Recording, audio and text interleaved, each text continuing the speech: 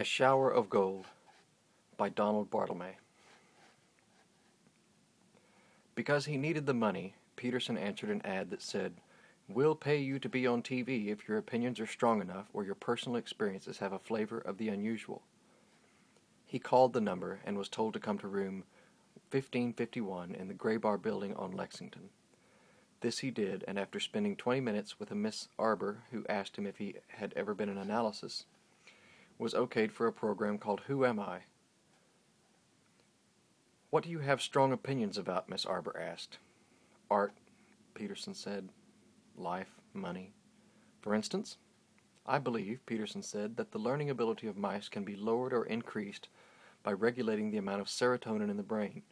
I believe that schizophrenics have a high incidence of unusual fingerprints, including lines that make almost complete circles. I believe that the dreamer watches his dream in sleep by moving his eyes." "That's very interesting," Miss Arbor cried. "It's all in the World Almanac," Peterson replied. "I see you're a sculptor," Miss Arbor said. "That's wonderful." "What is the nature of the program?" Peterson asked. "I've never seen it." "Let me answer your question with another question," Miss Arbor said. "Mr. Peterson, are you absurd?"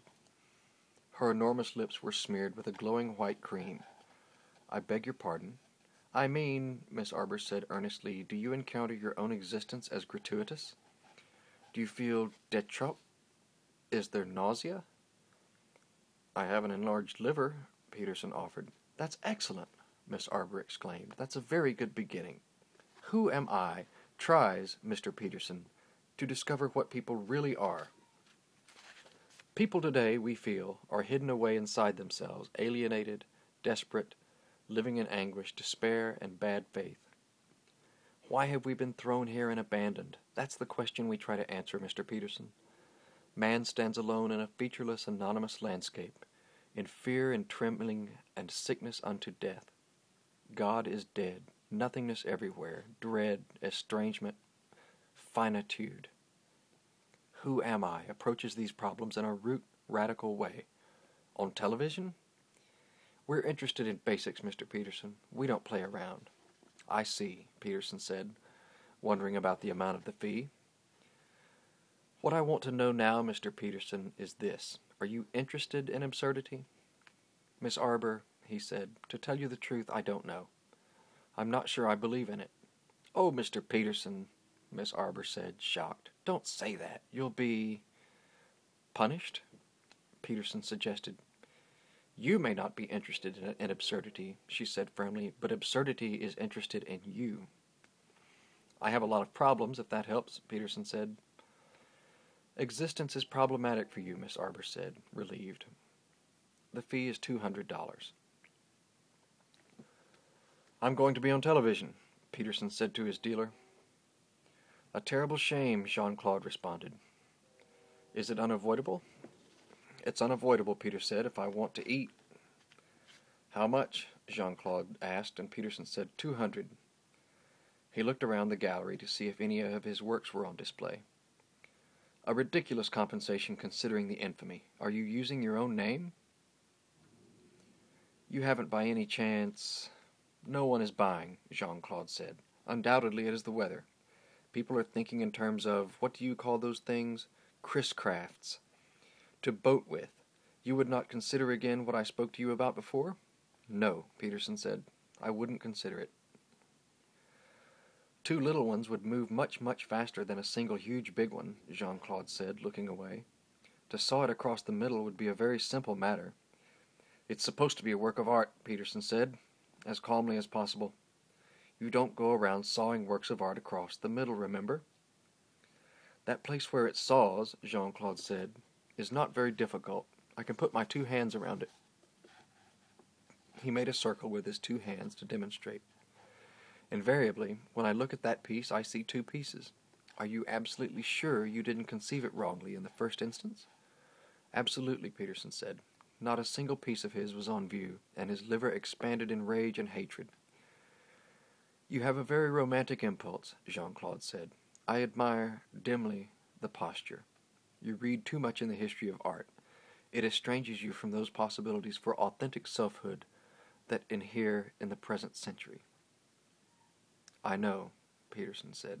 Could you let me have 20 until the 1st? Peterson sat in his loft on Lower Broadway, drinking Rheingold and thinking about the president. He had always felt close to the president, but felt now that he had, in agreeing to appear on the television program, done something slightly disgraceful, of which the president would not approve. But I needed the money, he told himself. The telephone is turned off, and the kitten is crying for milk, and I'm running out of beer. The president feels that the arts should be encouraged, Peterson reflected. Surely he doesn't want me to go without beer? He wondered if what he was feeling was simple guilt at having sold himself to television, or something more elegant, nausea. His liver groaned within him, and he considered a situation in which his new relationship with the president was announced. He was working in the loft. The piece in hand was to be called Season's Greetings, and combined 3 auto radiators, one from a Chevrolet Tudor, one from a Ford pickup, and one from a 1932 Essex, with part of a former telephone switchboard and other items. The arrangement seemed right, and he began welding. After a time, the mass was freestanding. A couple of hours had passed. He put down the torch, lifted off the mask. He walked over to the refrigerator and found a sandwich left by a friendly junk dealer. It was a sandwich made hastily and without inspiration, a thin slice of ham between 2 pieces of bread. He ate it gratefully nevertheless. He stood looking at the work, moving from time to time so as to view it from a new angle. Then the door to the loft burst open, and the president ran in, trailing a 16-pound sledge. His first blow cracked the principal weld in Season's Greetings, the first 2 halves parting like lovers, clinging for a moment, and then rushing off in opposite directions.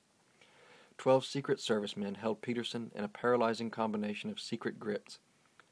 He's looking good, Peterson thought. Very good. Healthy, mature, fit, trustworthy. I like his suit. The president's second and third blows smashed the Essex radiator and the Chevrolet radiator. Then he attacked the welding torch, the plaster sketches on the workbench, the Rodin cast, and the Giacometti stickman Peterson had bought in Paris. But, Mr. President, Peterson shouted, I thought we were friends. A Secret Service man bit him in the back of the neck.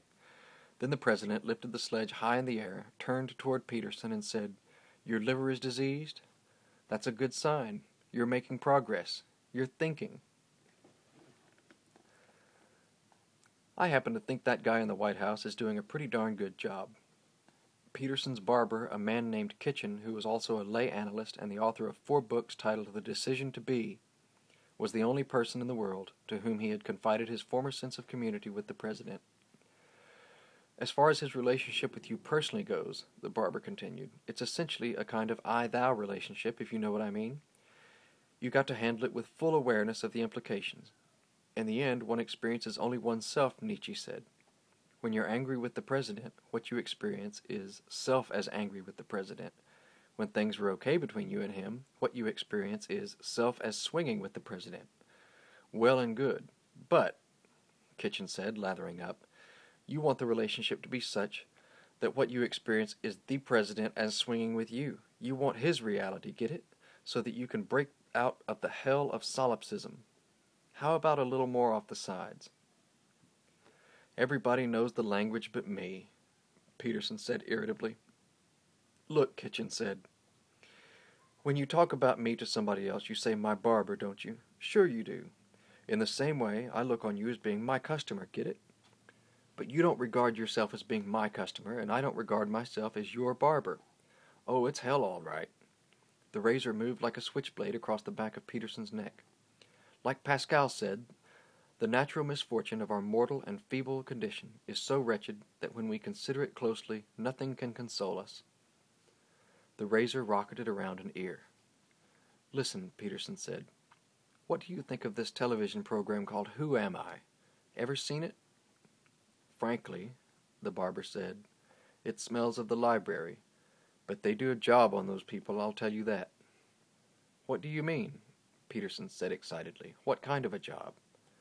The cloth was whisked away and shaken with a sharp popping sound. It's too horrible to even talk about, Kitchen said. But it's what they deserve, those crumbs. Which crumbs? Peterson asked. That night, a tall, foreign-looking man with a switchblade big as a butcher knife open in his hand walked into the loft without knocking and said, Good evening, Mr. Peterson. I am the cat piano player. Is there anything you'd particularly like to hear? Cat piano, Peterson said, gasping, shrinking from the knife. What are you talking about? What do you want? A biography of Nold slid from his lap to the floor. The cat piano, said the visitor, is an instrument of the devil, a diabolical instrument. You needn't sweat quite so much, he added, sounding aggrieved. Peterson tried to be brave. I don't understand, he said. Let me explain, the tall, foreign-looking man said graciously. The keyboard consists of 8 cats. The octave, encased in the body of the instrument in such a way that only their heads and forepaws protrude. The player presses upon the appropriate paws, and the appropriate cats respond with a kind of shriek. There is also provision made for pulling their tails. A tail puller, or perhaps I should say tail player, he smiled a disingenuous smile, is stationed at the rear of the instrument, where the tails are. At the correct moment, the tail puller pulls the correct tail. The tail note is of course quite different from the paw note, and produces sounds in the upper registers. Have you ever seen such an instrument, Mr. Peterson? No, and I don't believe it exists, Peterson said heroically. There is an excellent early 17th century engraving by Franz van der Wynegert, Mr. Peterson, in which a cat piano appears, played, as it happens, by a man with a wooden leg. You will observe my own leg. The cat piano player hoisted his trousers, and a leg-like contraption of wood, metal, and plastic appeared. And now, would you like to make a request? The Martyrdom of St. Sebastian, the Romeo and Juliet Overture, Holiday for Strings? But why? Peterson began. The kitten is crying for milk, Mr. Peterson, and whenever a kitten cries, the cat piano plays. But it's not my kitten, Peter said reasonably. It's just a kitten that wished itself on me. I've been trying to give it away. I'm not sure it's still around. I haven't seen it since the day before yesterday. The kitten appeared, looked at Peterson reproachfully, and then rubbed itself against the cat piano player's mechanical leg. Wait a minute, Peterson exclaimed. This thing is rigged. That cat hasn't been here in 2 days. What do you want from me? What am I supposed to do? Choices, Mr. Peterson. Choices. You chose that kitten as a way of encountering that which you are not. That is to say, kitten. An effort on the part of the poursoir to... But it chose me, Peterson cried. The door was open, and the first thing I knew it was lying in my bed under the army blanket. I didn't have anything to do with it. The cat piano player repeated his disingenuous smile. Yes, Mr. Peterson, I know. Things are done to you. It is all a gigantic conspiracy. I've heard the story 100 times, but the kitten is here, is it not? The kitten is weeping, is it not? Peterson looked at the kitten, which was crying huge tigerish tears into its empty dish. Listen, Mr. Peterson, the cat piano player said. Listen. The blade of his immense knife jumped back into the handle with a thwack, and the hideous music began.